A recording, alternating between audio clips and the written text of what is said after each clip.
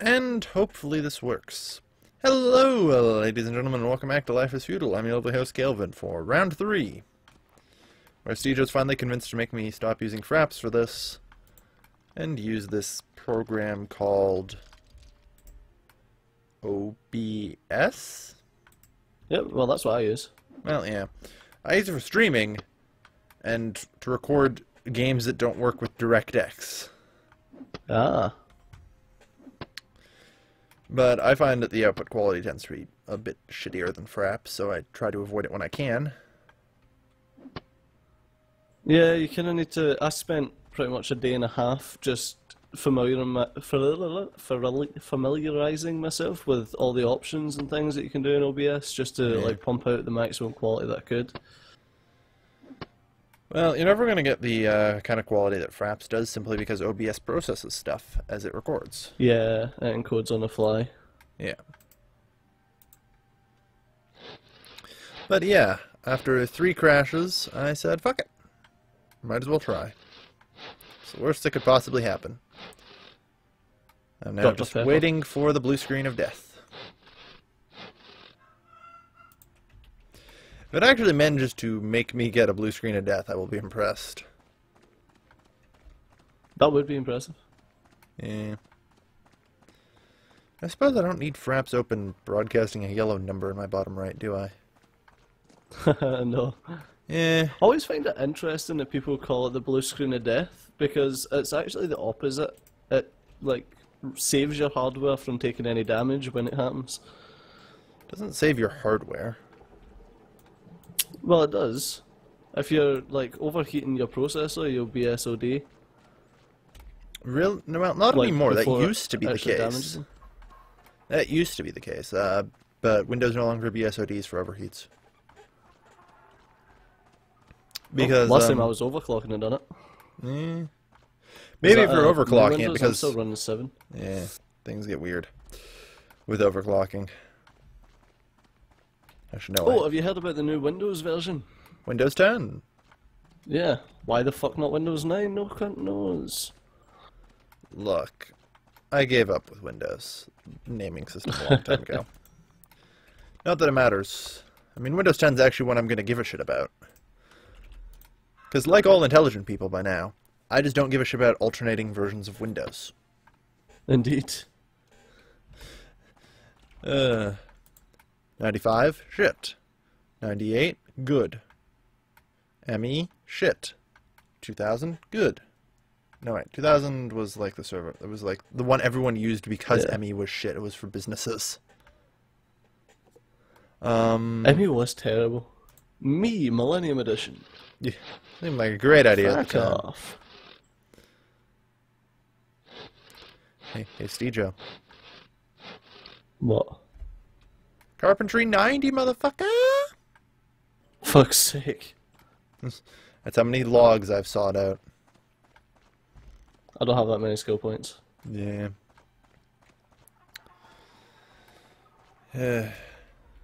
Suppose I should lock it.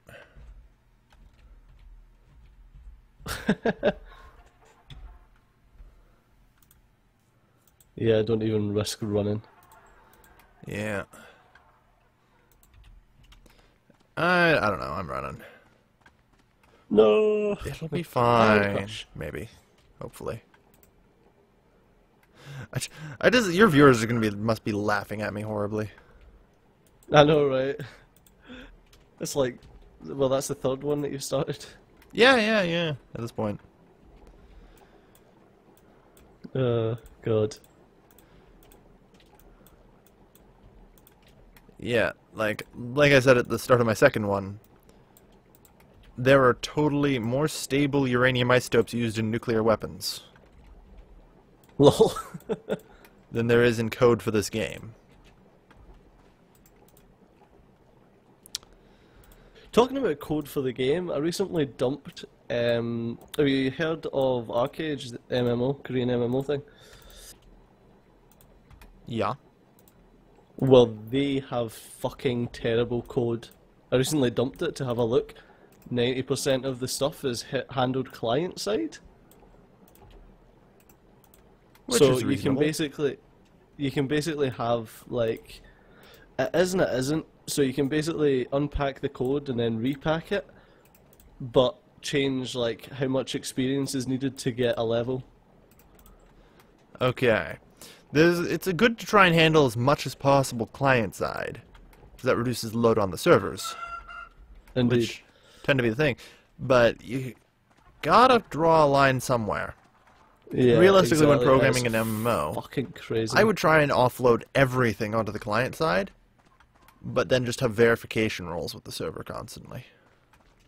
Yeah, well, really, all it needs, right? Like, Arcade developers take note here. All you need to do is on launch, like, MD5 or checksums. whenever you patch, validate. Yeah, exactly. Great technology. Like, why don't you validate your fucking files? That way you won't get any injection prior to launch.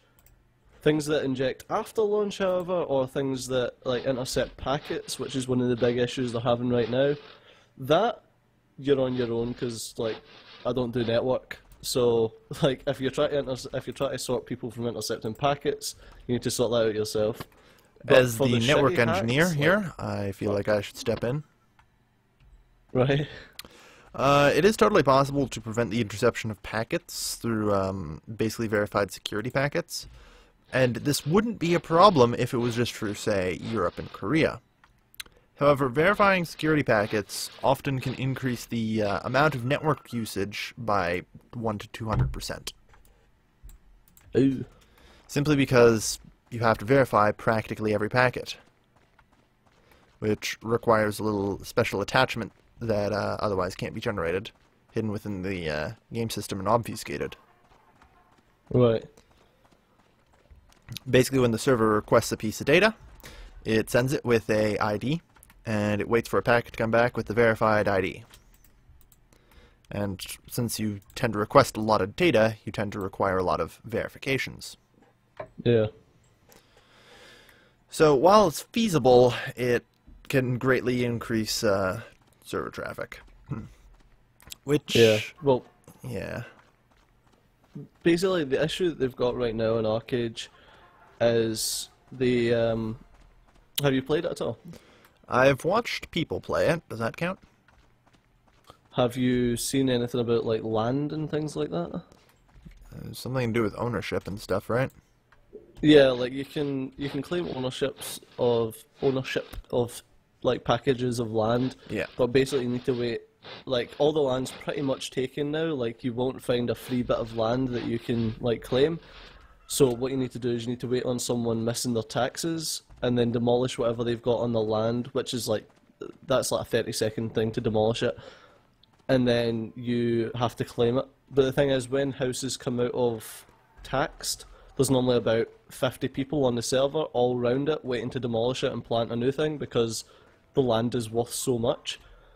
But there's also hackers, for lack of a better name for them, who are intercepting packets and sending their own packets to say that their character is in that location, and literally the millisecond that it becomes claimable, they claim it. Man, if I owned Legend Arcade, I would be a total troll and just let my taxes run down to 10 seconds every time. Lol. Well, basically what happens is the hackers are like claiming the land, and you can pay like a security deposit, which isn't like a full tax. For fuck's sake. Okay, continue. And then like, did you just crash? Maybe a little bit. That's Hey, you know fucking what? With hilarious. OBS, I can actually just totally close the game and reboot it, can't I? Yes. Yes, you Sweet. can. So yeah, like they're paying a security deposit and then trying to sell the land like for real money. If they can't sell the land, then they let it lapse and then just use their exploit to get it again because like they've got no issues with not getting the land again, and then they just try to sell it again because the security deposit's like cheaper in game to pay for than actual taxes. Yeah. It's fucking ridiculous. Ouch. You know, I actually do have a not even half finished MMO. that I've built in Unity. I basically just made Oh, nice. a province-based stuff. Did you ever play Global Agenda? No. They had a alliance versus alliance system in that game, where basically it was a hex map, and guilds took control of hexes and built facilities on them, and then you'd have to attack and destroy those facilities, and All right. stuff like that. And I was totally inspired by that, so I actually made like a feudal inspired by Mountain Blade version of that. Oh, nice. It's pretty bad. Well, I shouldn't say bad. It's actually very good, but it would take many hours of refinement, that which I just simply can't do. Which is sad. Yeah. Like, it's actually very easy to make the ghost framework of a game. In fact, I do that frequently. Hell, you just have to look no farther than the Lundum Dare. People do that shit. Oh, for fuck's... Did you just crash again? Shut up. I honestly find it like ridiculous how stable my game is compared to yours. I have no idea why. Are you running NVIDIA? Yep. I'm just gonna guess that the game's better with NVIDIA. Or tested more on NVIDIA or something then. Right, okay. You're running an Intel processor too, I'd guess, right? Yep. I'm running an AMD processor.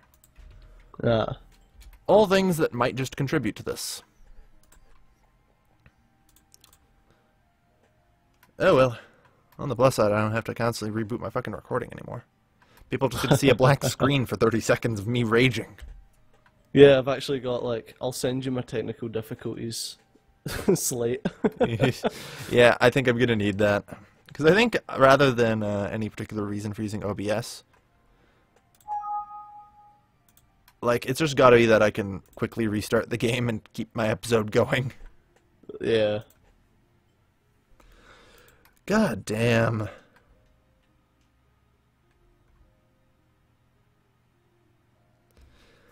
Ugh, alright.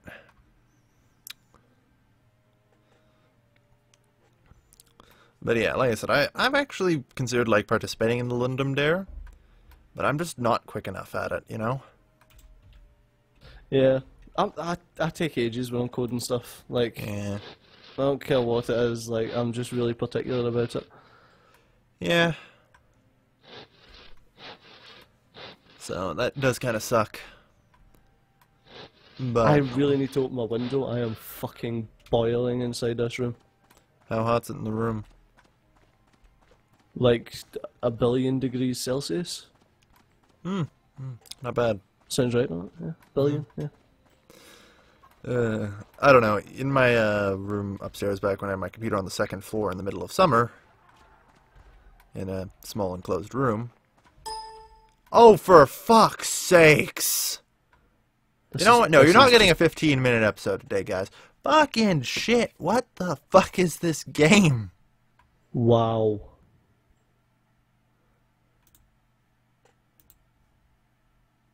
I wonder why. Like, I don't understand it. I don't even know.